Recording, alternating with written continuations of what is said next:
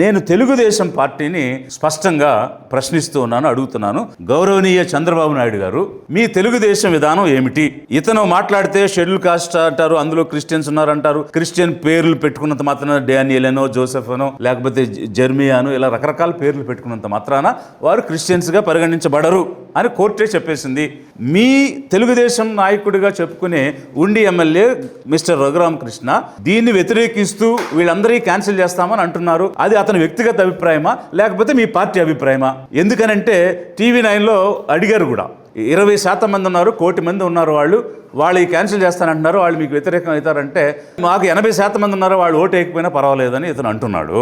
మరి schedule caste కానీ మైనారిటీలు కానీ తెలుగుదేశానికి ఓట్లు వేయాల్సిన అవసరం లేదని మీ తెలుగుదేశం నాయకుడు చెప్తున్నారు. అది మీ పార్టీ విధానమా? విధానం అయితే చెప్పండి.